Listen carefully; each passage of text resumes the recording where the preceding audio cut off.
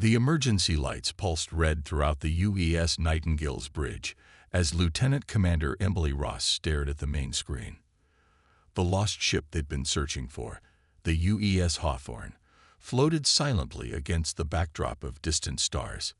But something was wrong with its shape. "That can't be right," Emily said, leaning forward in her captain's chair. "Magnify Sector 4 of the hull." The screen zoomed in, showing strange patterns etched across the Hawthorne's surface. They seemed to shift and move, like water flowing uphill, defying all logic. Emily had served in deep space for 12 years, but she'd never seen anything like this. "Ma'am," called out Officer Kelly Brown from her sensor station, "I'm getting weird readings. The ship's mass keeps changing, like it's there and not there at the same time." Security Chief Robert Wilson stood beside Emily's chair, his hand resting on his sidearm. 300 people are on that ship," he said quietly. "My sister Amy is one of them." Emily nodded. She knew the weight of command at this moment. 3 weeks ago, the Hawthorne had disappeared during a routine patrol of the Kuiper Belt. Now they'd found it, but Emily's gut told her this was just the beginning of their problems. "Prep a rescue team," she ordered. "Chief Wilson, you'll lead. Full hazard suits, weapons cold but ready. I want Dr. Peters from medical standing by." The rescue shuttle approached the Hawthorne slowly. Emily watched from the bridge as Wilson's team reached the main airlock. The patterns on the hull seemed worse up close, shapes that hurt to look at, angles that shouldn't exist. "Chief Wilson to Nightingale." His voice crackled over the comm. "We're in. Air pressure is normal, but something feels off." "Define off, Chief," Emily said, trying to keep her voice steady. "The walls, they're wrong, like they're breathing." Jenkins says the metal feels soft through his gloves. Wilson paused, moving to the bridge now. Emily listened to their footsteps through the comm. Each step seemed to echo strangely, as if the sound was coming from multiple directions at once. "Oh God," Wilson's voice suddenly shook. "We found the crew." Emily leaned forward. "Report, Chief. What's their status?" They're all here, every single one. Just sitting at their stations, but they're not moving. Their eyes." Wilson took a shaky breath. "Their eyes are open, but they're wrong. They're showing stars, stars that can't be there." Dr. Peters spoke up from the medical channel. "Are they alive? Breathing? Pulse seems normal, but they're not responding to anything." "Wait." Wilson moved closer to one of the crew. "Captain Stevens is mumbling something." Emily heard Stevens's voice in the background, distant and hollow. The angles are all wrong here. So beautiful, so terrible. They're calling us home. Chief, grab the captain and 2 others. Get them to the shuttle. We'll need to study." Emily's order was cut short by a scream. "Jenkins, don't touch that panel," Wilson shouted. Through the comm, Emily heard the sound of running, then a crash. "Chief, report." Jenkins, he touched one of the patterns on the wall. His hand, it went through. Just for a second, but Wilson's voice shook. His eyes, they're like the others now. He's just standing there, staring at nothing. Emily made a quick decision. Get everyone out. Now, we'll send a drone to collect data. The Hawthorne is now under quarantine. Hours later, Emily stood in the Nightingale's medical bay, watching through a containment field as Dr. Peters examined the 3 crew members they'd managed to retrieve, including Captain Stevens. All of them sat perfectly still, their eyes reflecting impossible stars. "What happened to them?" Emily asked softly. Dr. Peters shook his head. "Physically, they're healthy. Brain activity is off the charts. It's like..." He paused, looking for the right words. "It's like they're seeing something we can't, something they were never meant to see." Emily turned to look out the medical bay's window at the Hawthorne, still floating in space. The patterns on its hull seemed to pulse, like a heart beating in the void. Whatever had happened out here in the darkness of space, she knew humanity had just stumbled onto something that would change everything. She didn't know if that was good or bad. But as she watched one of the rescued crew members slowly turn their star-filled eyes toward her, she had a feeling they were about to find out. Dr. Daniel Hayes hadn't slept in 3 days. The coffee on his desk had gone cold hours ago as he stared at the brain scans of the Hawthorne's crew. Something about the patterns made his head hurt, like trying to read a book written in impossible colors. "Doctor, Admiral Martinez is here," his assistant called from the doorway. Admiral Laura Martinez walked into the lab, her uniform crisp despite the late hour. She looked at the row of containment cells where the rescued crew members lay motionless, their eyes still reflecting distant stars. "Tell me you have something, Hayes," she said. Daniel rubbed his tired eyes. "I do, but you're not going to like it." He pulled up a holographic display showing the Hawthorne's flight path. They didn't just disappear during their patrol. They jumped, or at least, they tried to. "That's impossible," Laura said sharply. "The Hawthorne doesn't have jump drive technology. No human ship does." "Exactly." Daniel pointed to a series of readings. "But look at these energy signatures. Something happened out there. The ship tried to move faster than light, but instead of moving through space, they moved sideways." In one of the cells, Captain Stevens suddenly spoke, his voice eerily calm. "The space between spaces, where the angles bend and time flows like water." Laura walked over to Stevens' cell. "You can hear us. Always hearing, always seeing. So much to see now." Stevens turned his head, his star-filled eyes fixing on Laura. "We brought something back with us, or maybe it brought us back with it." Daniel pulled up another display, this one showing brain activity. "Their consciousness has been expanded. They're perceiving multiple dimensions simultaneously. Reality as we understand it is just one layer to them now." "Can you reverse it?" Laura asked. "I don't think so. But here's the interesting part." Daniel walked to a computer station and typed quickly, "Watch this." On the screen, a video showed one of the Hawthorne's crew members during a test. As Daniel adjusted certain frequencies in the room, the patient began to glow slightly, and small objects around them started to float. "They can manipulate space-time," Daniel explained. "Not much, but it's controlled. Intentional. Whatever happened to them out there, it didn't break their minds. It changed them, evolved them." Laura's eyes narrowed. "Can it be replicated?" "Admiral, we don't even understand what it is yet. The risks." "Dr. Hayes," Laura cut him off. "Earth has been trying to develop faster than light travel for decades. Every other species we've detected out there has it. We're trapped in our own solar system while they're free to roam the stars. If this is our chance to catch up." Stevens laughed suddenly, the sound echoing strangely in his cell. "Catch up? No. We've gone far beyond that now. We've seen the paths between stars, the shortcuts through madness, the places where physics breaks down and something else takes over." Daniel watched as Stevens raised his hand. The air around it seemed to bend, creating patterns similar to those found on the Hawthorne's hull. "They're learning to control it better each day. But there's something else." He looked at Laura. "Sometimes they talk about entities, things they saw out there in what they call the void." Laura studied Stevens for a long moment. "How many of the crew are showing these abilities?"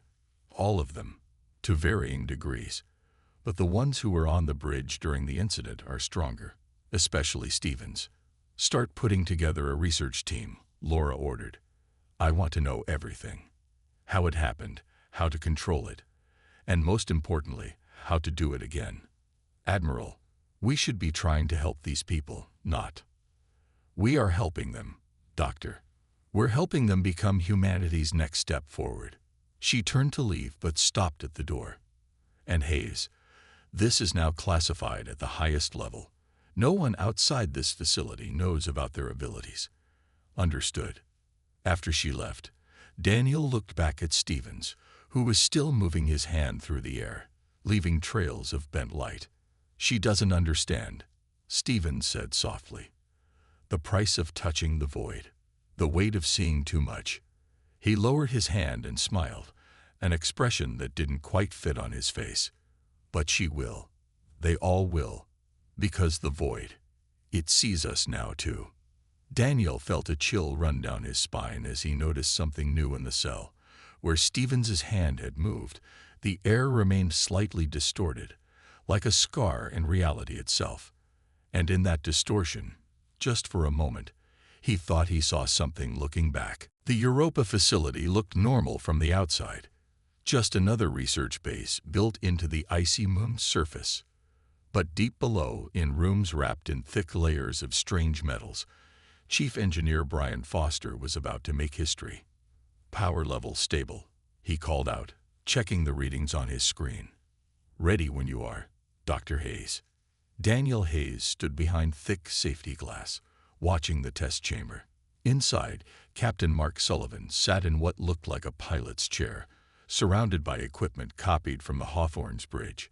They had spent months studying the patterns found on the lost ship, learning to recreate them. "Remember the safe word, Captain," Daniel asked through the intercom. "If anything feels wrong." "I know," Mark said calmly, "but I volunteered for this. My whole crew did. We've all seen what Stevens and the others can do now. If this is humanity's future, I want to help build it." Brian started the power-up sequence. The machines hummed, creating energy patterns that matched those found on the Hawthorne. Strange shadows began to dance on the walls.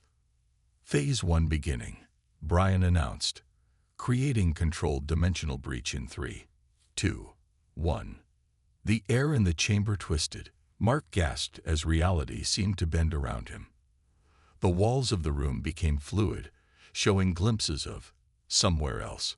Heart rate elevated but stable, one of the medical techs reported. Brain activity increasing. Mark's eyes went wide.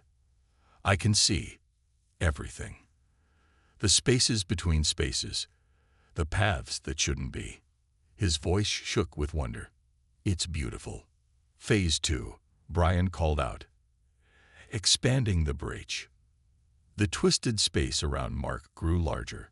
His body began to glow slightly, just like the Hawthorne's crew had. But something was different this time. They had learned from studying Stevens and the others. The process was controlled now, guided. "I can feel it," Mark whispered. "The void. It's alive. Aware. But we're not just victims this time. We can work with it." Daniel watched the readings climb. They had discovered that human consciousness acted like a bridge between normal space and the void. The mind could reach across the gap, touch both sides, and remain sane. Well, mostly sane. Suddenly, alarms blared. "Power spike," Brian shouted. "Something's feeding back into the system." "It's okay," Mark said, his voice strangely calm. "The void. It recognizes us now. It's reaching back."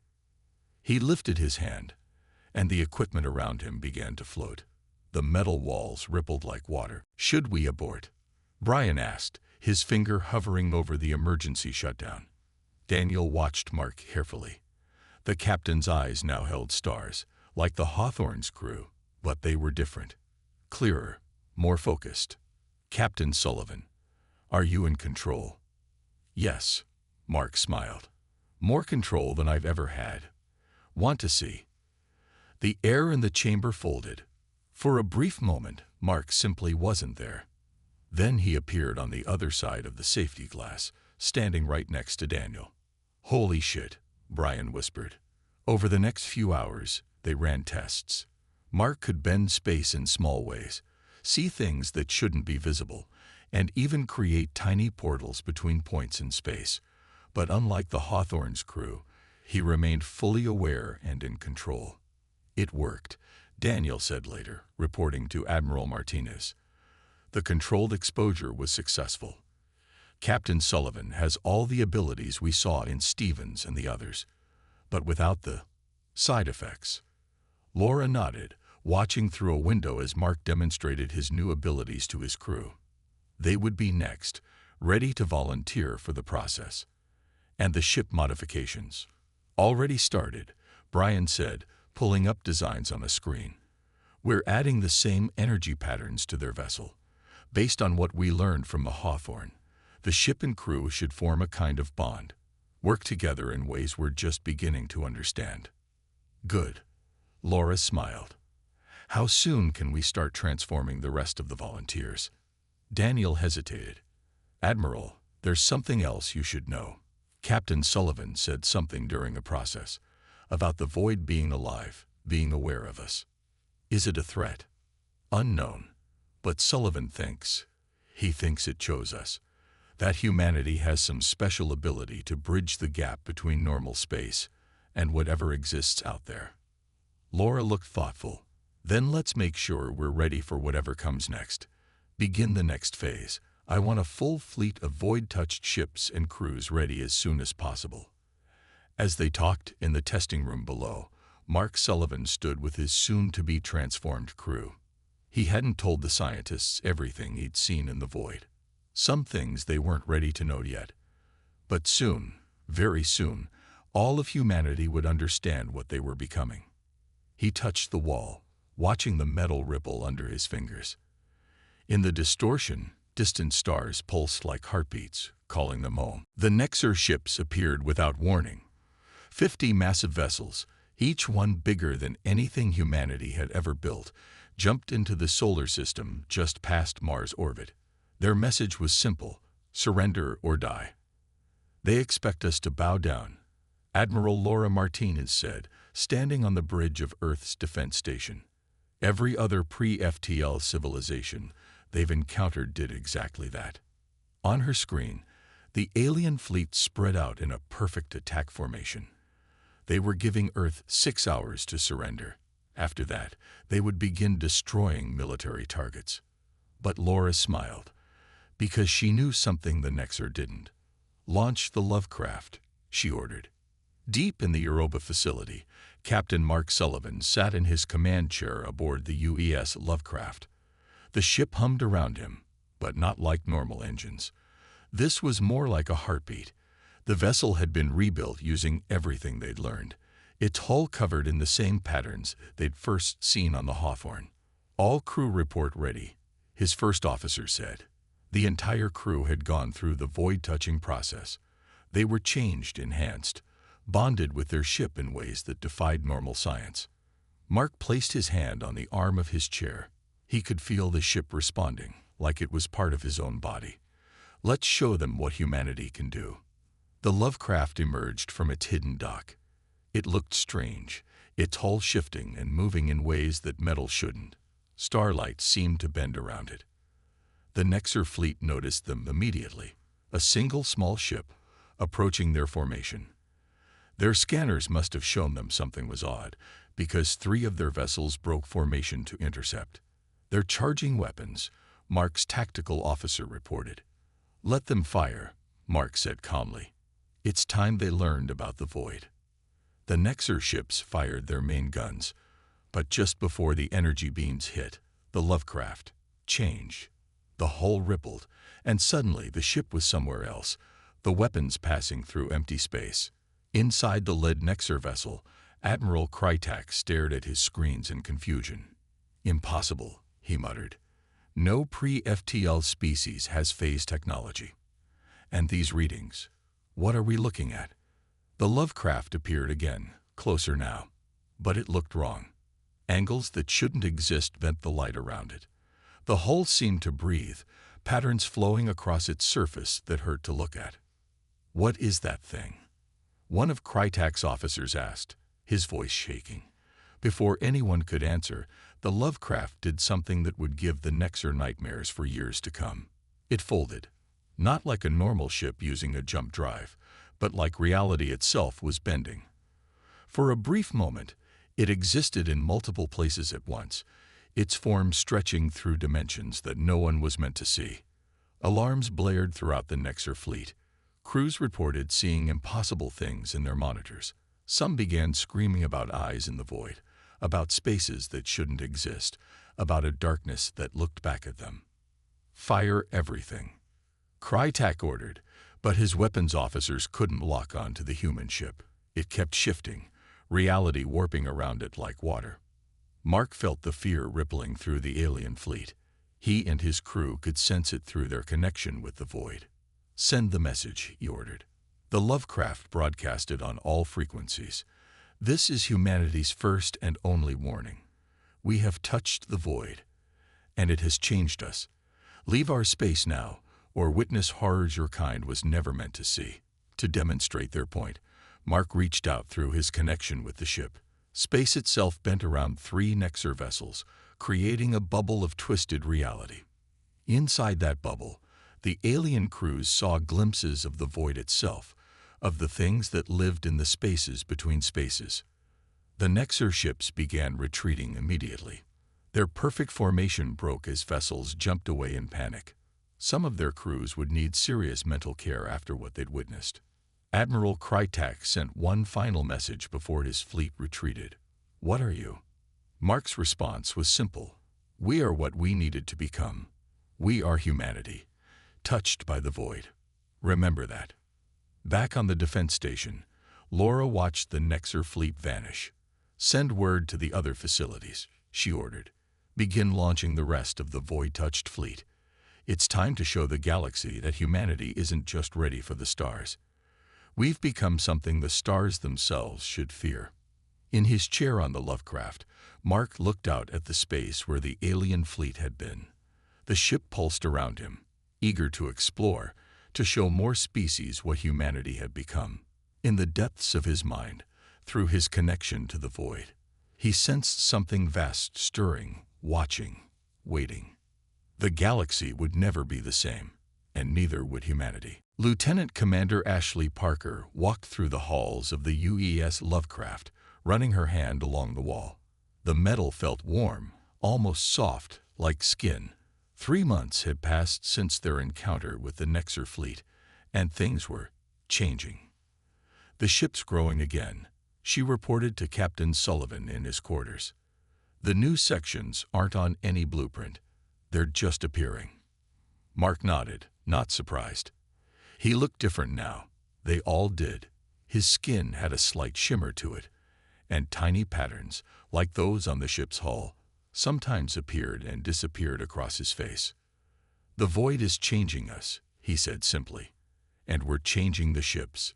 Look." He pressed his hand against the wall, and the metal moved like water, forming shapes and patterns that glowed softly. Ashley tried not to shiver. "The crew's families are worried. Every time we visit Earth, we look less human. Are we still human?" Mark wondered aloud. "Or are we becoming something else? Something better?" Their conversation was interrupted by an emergency call. "Captain to the bridge."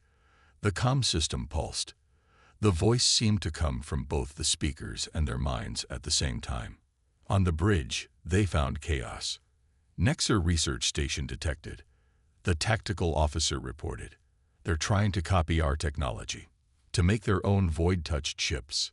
On the main screen, they watched as a Nexer science vessel attempted to create a dimensional breach. But something was wrong. The breach was unstable, wild. "They don't understand," Mark said softly. "The void doesn't just accept anyone. It chose us." The Nexer station's breach suddenly collapsed, but instead of closing, it imploded, pulling the entire station into itself. Thousands of Nexer scientists vanished in an instant, their screams cut short as they were dragged into dimensions they were never meant to enter.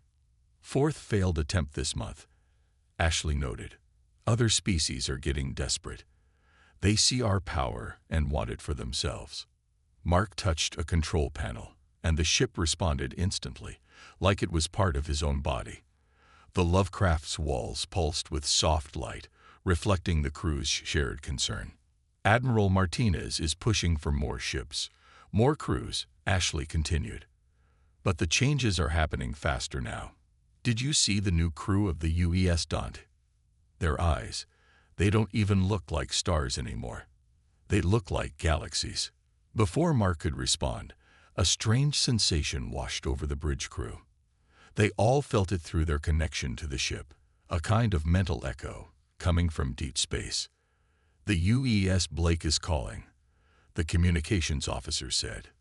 Their ship, it started thinking for itself. The video feed showed Captain Sarah Foster of the Blake, but behind her, the bridge looked more like a living cave than a ship's command center. The walls moved on their own, forming and reforming like a dreaming creature. "It started last week," Sarah explained, her galaxy eyes glowing. "The ship doesn't just respond to us anymore. It has its own thoughts, its own desires. And stranger still, it knows things. Things about the void that even we don't understand." Mark shared a look with Ashley. The same thing was happening across the fleet. The ships were evolving, becoming more than mere vessels. They were turning into living things, bonded to their crews in ways that defied explanation. "The other species fear us more than ever," Ashley said later, looking out a viewport at the swirling colors of the void. "I passed a Centaurian trading post last week. The entire station went into lockdown, just because they saw our ship." "Let them fear us," Mark replied. "Fear keeps them from starting wars. Fear keeps the peace." But Ashley wasn't so sure. Looking at her reflection in the viewport, she saw the patterns under her skin growing stronger. The whole crew was changing, becoming more like their ship, or maybe the ship was becoming more like them. The line between human and vessel, between flesh and void-touched metal, was blurring more each day. In the depths of space, other void-touched ships patrolled, their crews similarly transformed. Humanity had become the monster under the galaxy's bed, the horror story other species told their children. They were the ones who had touched the impossible and lived, who had stared into the void until the void stared back. And somewhere in that endless dark between dimensions, something ancient stirred, watching its chosen people become exactly what they needed to be. Admiral Laura Martinez stood at the window of her new office on Titan, watching the void-touched ships drift in orbit. Their hulls rippled like dark water, patterns flowing across their surfaces in endless waves. 5 years had passed since the first contact with the Nexer, and everything had changed. "Another trade route has gone dark," her aide reported. "The Centaurians are refusing to fly anywhere near human space. They say just looking at our ships drives their pilots mad." Laura smiled. On her desk, reports showed how human influence had spread across known space. No one dared to challenge Earth now. Not after seeing what happened to the Nexer. "And what about the Blake situation?" she asked. "The ship grew another section yesterday. Captain Foster says it's forming some kind of new sensor array, but it wasn't designed by any human. The ship is building it on its own." The door chimed, and Dr. Daniel Hayes walked in. He looked tired, worried. "Admiral, we need to talk about the changes. They're accelerating." Laura turned from the window. The view outside was starting to hurt her eyes anyway. The ships were doing something strange to the space around them, bending light in ways that normal human brains struggle to process. "Show me," she said. Daniel activated a holographic display. It showed images of various crew members from the void-touched fleet. Their transformations were obvious now. Skin that shifted like the ship's hulls. Eyes that contained whole galaxies. Movements that seemed to flow through multiple dimensions at once. "The merger between crew and ship is almost complete on the older vessels," Daniel explained. "The UES Lovecraft. We can't even tell where Captain Sullivan ends and the ship begins anymore. They're one entity now." As if to prove his point, a new message came in. The holographic display showed the Lovecraft, but it looked more organic than mechanical now. The bridge seemed to be part of a living thing, with walls that pulsed like breathing lungs. "We've made contact," Sullivan's voice echoed strangely, as if multiple versions of him were speaking at once. His form shifted between human and something else. "There are entities in the void, ancient ones. They've been watching us." Laura leaned forward, hostile. "No, curious. They say we're the first species to successfully adapt to void exposure, to become like them. Sullivan's image flickered. We're changing into something new, Admiral. Something that's never existed before. Before Laura could respond, alarms blared throughout the base. A junior officer rushed in. Multiple ships just appeared in the Kuiper Belt. It's the Nexer, a whole fleet, bigger than last time. Laura wasn't worried. She reached for the comm system to order the void-touched fleet to intercept, but Sullivan raised his hand. "No need," he said, his voice resonating with strange power. "Watch." On the main screen, they saw the Nexer fleet approaching. But as their ships got closer, something incredible happened. Space itself seemed to reject them. Reality bent and twisted around the alien vessels, creating pockets of pure void. The Nexer ships tried to retreat, but it was too late. Their own jump drives worked against them, pulling them into dimensions they couldn't comprehend. In less than 5 minutes, the entire fleet was gone, scattered across planes of existence that no normal being could survive.